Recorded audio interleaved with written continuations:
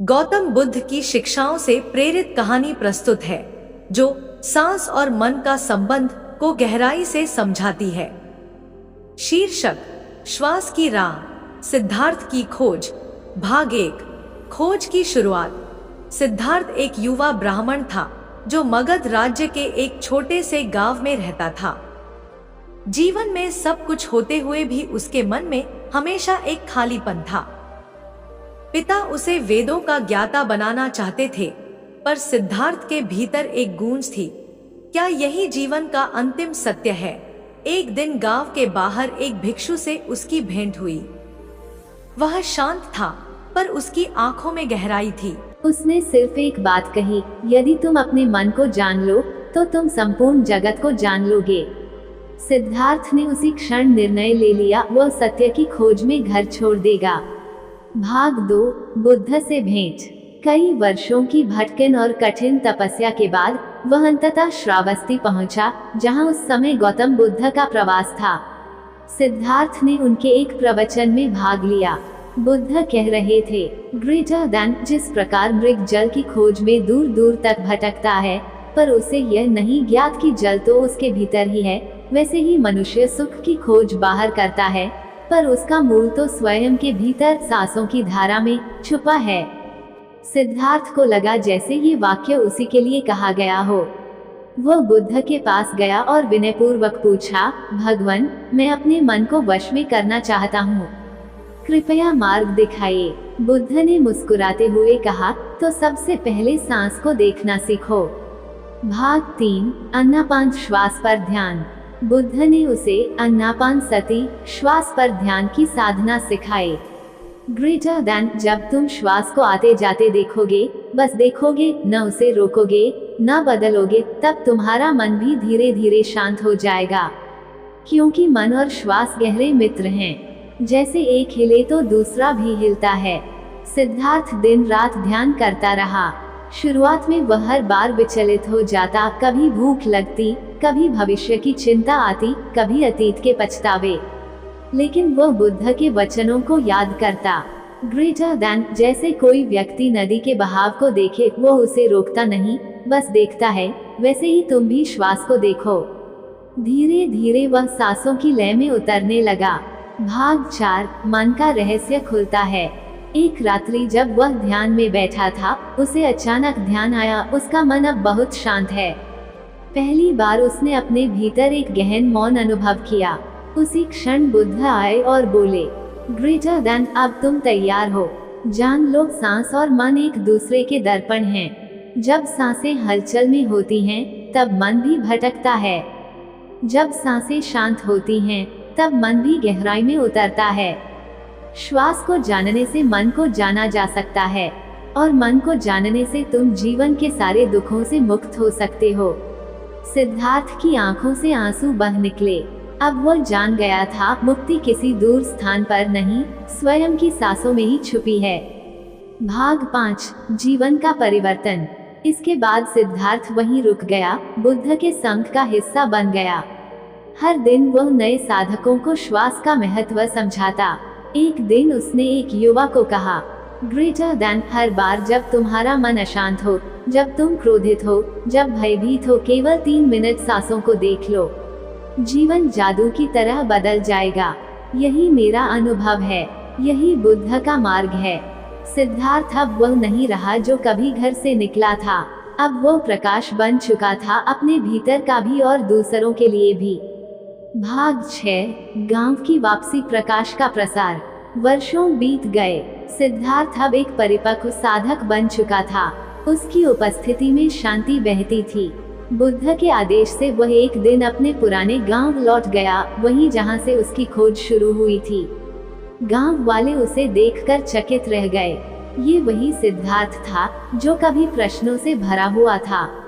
अब वह शांत जल की तरह स्थिर लग रहा था। सबसे पहले उसकी भेंट अपने पिता से हुई। पिता ने पूछा, बेटा, क्या तूने परम सत्य को जान लिया? सिद्धार्थ ने उत्तर दिया, ग्रेटर देन, पिता, मैंने जान लिया कि जीवन को बदलने के लिए पहाड़ों पर जाने की जरूरत नहीं है। केवल 3 मिनट की मौन श्वास दृष्टि भी मनुष्य को भीतर से रूपांतरित कर सकती है। पिता की आंखों में आंसू आ गए। उन्होंने पहली बार अपने पुत्र को गले लगाया बिना किसी अपेक्षा के। भाग 7 श्वास शिविर। सिद्धार्थ ने गांव में एक श्वास जागरण शिविर आरंभ किया। हर दिन सुबह और शाम गांव के लोग एकत्र होते और वह उन्हें श्वास पर ध्यान देना सिखाता। पहले दिन वह बोला, ग्रेटर देन आइए, सिर्फ 3 मिनट के लिए अपने मन को छोड़ दीजिए। कोई प्रयास मत कीजिए, बस अपनी आती जाती सांस को देखें। जो हो रहा है उसे होने दें। गांव की वृद्धा गंगाबाई, जो वर्षों से अनिद्रा से ग्रस्त थी, 3 दिन के अभ्यास के बाद मुस्कुराते हुए बोली, बाबा, मुझे अब नींद आने लगी है। पहली बार मैंने अपने मन को शांत देखा। एक युवा जो क्रोधी स्वभाव का था, वह अब विनम्रता से बोलने लगा। भाग 8 मनोविज्ञान और श्वास। सिद्धार्थ की नई खोज। सिद्धार्थ अब समझने लगा था कि श्वास पर ध्यान केवल ध्यान की विधि नहीं, बल्कि एक मनोवैज्ञानिक क्रांति है। ग्रेटर देन, जब क्रोध आता है तो सांस तेज हो जाती है। जब भय आता है तो सांस रुकने लगती है। जब प्रेम होता है तो सांस गहरी और मधुर होती है। सांस मन की भाषा है। यदि इसे समझ लिया जाए तो बिना शब्दों के मन को पढ़ा जा सकता है। उसने एक पुस्तिका भी लिखी, मन का आईना, श्वास, जिसे गांव के युवाओं ने गांव-गांव ले जाकर बांटना शुरू किया। भाग 9 संकट और समाधान। एक बार गांव में भीषण सूखा पड़ा। लोग भयभीत थे, अनाज खत्म हो रहा था, तनाव और झगड़े बढ़ने लगे। सिद्धार्थ ने गांव को एकत्र किया और कहा, ग्रेटर देन, हम इस संकट को भी शांत श्वासों के साथ पार करेंगे। यदि मन शांत है तो हम समाधान खोज लेंगे। उसने गांव वालों को संगठित किया, कुएं खोदवाए, वर्षा जल को संचित किया और पड़ोसी गांवों से मैत्री स्थापित की। गांव के मुखिया ने कहा, हमने पहली बार देखा कि जब मन शांत हो तो संकट भी अवसर बन जाता है। भाग 10 विरासत। सालों बाद जब सिद्धार्थ वृद्ध हो गया तो उसके अनेक शिष्य हो चुके थे। हर कोई उसे श्वास गुरु कहता था। अपनी अंतिम श्वास लेते समय उसने अपने सबसे प्रिय शिष्य आनंद को बुलाया और कहा, ग्रेटर देन, सुनो आनंद, मैं नहीं रहूंगा पर मेरा मार्ग शेष रहेगा। जब भी कोई अपने मन से हार जाए उसे सिर्फ ये कह देना, 3 मिनट श्वास को देखो, जीवन जादू की तरह बदल जाएगा। और वह अपनी अंतिम श्वास को पूरी सजगता से लेते हुए इस संसार से विदा हो गया।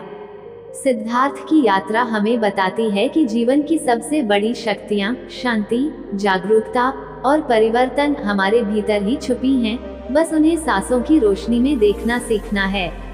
ग्रेटर देन, जब श्वास को जान लिया तब जीवन को जान लिया, और जब जीवन को जान लिया तब दुख समाप्त हो गया। भाग 11 जनपद में परिवर्तन। सिद्धार्थ की शिक्षाओं की गूंज अब गांव की सीमाओं से बाहर निकल चुकी थी। आसपास के जनपदों में चर्चा थी कि कोई श्वास गुरु है जो न तो चमत्कार दिखाता है, न व्रत उपवास करवाता है, लेकिन फिर भी लोग उसके पास से मन की शांति लेकर लौटते हैं। राजा वीरसेन के मंत्री ने कहा, महाराज, यह कोई साधारण साधक नहीं लगता, इस व्यक्ति के पास जाकर देखना चाहिए। राजा स्वयं सिद्धार्थ से मिलने श्रावस्ती पहुंचा। भाग 12 राजभवन में मौन। राजा ने सिद्धार्थ से पूछा, हे महात्मा, आप कुछ भी नहीं मांगते, फिर लोग आपको छोड़ते क्यों नहीं? सिद्धार्थ मुस्कुराया, ग्रेटर देन राजन, मैंने उन्हें कुछ नहीं दिया सिवाय उनके अपने आप को। लोग वर्षों से स्वयं से भाग रहे हैं। जब कोई उन्हें उनके भीतर की रोशनी से परिचित करा दे तो वे उस ओर आकर्षित हो जाते हैं, जैसे अंधेरे में दीपक की ओर। राजा ने विनयपूर्वक पूछा, क्या मैं भी अभ्यास कर सकता हूँ? सिद्धार्थ बोले, ग्रेटर देन राजन, अब आप राजा नहीं, एक साधक हैं। आंखें बंद कीजिए और केवल 3 मिनट श्वास को देखिए। आपके राजपाट के हल नहीं, बल्कि आपके भीतर के सवाल हल हो जाएंगे। राजा ने अभ्यास किया और उस दिन से राजमहल में नियमित ध्यान सभा आरंभ हो गई। भाग 13 हिंसा का अंत। जनपद में एक क्षेत्र था जहां अपराध बहुत होते थे। वहां का कुख्यात डाकू अग्निदत्त भी सिद्धार्थ के विषय में सुन चुका था। वह केवल एक ही भावना में जीता था, क्रोध। एक दिन वह सिद्धार्थ के शिविर में पहुंचा और बोला, मैं तुम्हें मारने आया हूँ ताकि इस शांति का नाटक खत्म हो जाए। सिद्धार्थ ने शांत स्वर में कहा, ग्रेटर देन, पहले मेरी एक शर्त मानो, 3 मिनट मेरी तरह सांसों को देखो, फिर जो चाहो करो। डाकू ने हंसते हुए कहा, ठीक है, यही सही। उसने 3 मिनट आंखें बंद की। 3 मिनट बाद उसकी आंखें भीग चुकी थीं। यह क्या था? वह फुसफुसाया। सिद्धार्थ बोले, ग्रेटर देन, ये तुम थे जिससे तुम जीवन भर भागते रहे। अग्निदत्त ने उसी क्षण अपना शस्त्र त्याग दिया और सिद्धार्थ का शिष्य बन गया। भाग 14, 3 मिनट आंदोलन। सिद्धार्थ के शिष्यों ने अब देश भर में एक आंदोलन शुरू किया, 3 मिनट शांति। वे हर गांव, विद्यालय, सभा, जेल और बाजार में बस यही एक अभ्यास करवाते। 3 मिनट मौन होकर श्वास पर ध्यान। अद्भुत परिणाम आने लगे। विद्यालयों में पढ़ाई में रुचि बढ़ने लगी। कैदियों में पछतावा और सुधार दिखने लगे। दंपतियों में विवाद कम होने लगे। किसान तनाव मुक्त होकर खेती करने लगे। कोई पूछता, क्या ये ध्यान है? उत्तर होता, ग्रेटर देन, नहीं, ये जीवन की जड़ को छूने की विधि है। ये तुम्हारे भीतर की मूलधारा है। सांस। भाग 15, अमरता का संदेश। एक दिन सिद्धार्थ एक झील के किनारे बैठे थे। एक बालक आया और बोला, गुरुदेव, क्या आप अमर हो गए हैं? सिद्धार्थ ने एक पत्ता उठाया, उसे हवा में उड़ाया और कहा, ग्रेटर देन, मैं इस पत्ते की तरह हूँ, एक दिन मिट जाऊंगा, पर यह हवा, ये स्पर्श, ये दिशा, ये ही तो मैं हूँ। यदि तुम कभी 3 मिनट श्वास में पूरी तरह डूब जाओ, तो मैं तुम्हारे भीतर मिल जाऊंगा। बालक ने अपनी आंखें बंद की और एक क्षण को उसे गुरु की मौन उपस्थिति महसूस हुई। सिद्धार्थ अब शरीर से वृद्ध हो चुका था, पर उसका मन, उसकी दृष्टि, उसकी ऊर्जा दिन ब दिन और जागृत होती जा रही थी। वह अब जान चुका था कि जो काम तलवारें नहीं कर सकती, वह 3 मिनट की शांत श्वासें कर सकती हैं। ग्रेटर देन, वह जो अपने मन को जीत लेता है, वही सच्चा विजेता है। गौतम बुद्ध। भाग 16, विरासत की जड़ें। सिद्धार्थ अब शारीरिक रूप से दुर्बल हो चुका था, पर उसका चित्त बिल्कुल स्वच्छ, निर्मल और दृष्टा बन चुका था। उसने अपने शिष्यों को एकत्र किया और कहा, ग्रेटर देन, मैं जा रहा हूँ, लेकिन मेरी श्वास नहीं। वह अब तुम्हारे भीतर जीवित है। जिस दिन कोई व्यक्ति 3 मिनट अपनी सांसों को बिना हस्तक्षेप के देख पाएगा, मेरी उपस्थिति वहाँ होगी। उसने आनंद, आर्यक, विमला और सुप्रिया जैसे प्रमुख शिष्यों को चारों दिशाओं में भेजा। आनंद को उसने नगरों की ओर भेजा। शहरों में भागता मन है, वहाँ श्वास की शांति सबसे आवश्यक है। विमला को वनवासियों के बीच, प्रकृति के निकट रहो और उन्हें दिखाओ कि भीतर की प्रकृति भी कितनी सुंदर है। सुप्रिया को स्त्रियों के बीच, उन्हें बताओ कि वो संपूर्णता जो वे बाहर खोजती हैं, वो उनके भीतर की हर एक श्वास में है। भाग 17, ध्यान की क्रांति। समय बीतता गया। सिद्धार्थ के जाने के 100 वर्षों बाद उसके शिष्यों की परंपरा ध्यान ग्राम के रूप में जानी जाने लगी। ये गांव वे थे जहां हर दिन का प्रारंभ और अंत 3 मिनट की श्वास दृष्टि से होता। इन ग्रामों में कोई ऊंच नीच नहीं था, न कोई क्रोधी था, न लोभी। वहाँ न दरवाजे बंद होते थे, न मन। एक राजदूत आया और पूछा, ये कौन सा धर्म है? वृद्ध ध्यानी ने उत्तर दिया, ग्रेटर देन, यह कोई धर्म नहीं, ये जीवन का मूल अभ्यास है। केवल सांस को देखना, यही धर्म, यही ध्यान, यही मुक्ति पथ है। भाग 18, आत्मज्ञान की पूर्व ध्वनि। एक युवा साधक था, नीलकंठ। वह बचपन से ही शांत था, पर भीतर गहरी जिज्ञासा थी। वह वर्षों से ध्यान कर रहा था, लेकिन अभी पूर्ण समाधान नहीं मिला था। एक दिन वह एक गुफा में बैठा और सोचने लगा, मैं तो वर्षों से सांस देख रहा हूँ, फिर अभी भी कुछ बाकी क्यों है?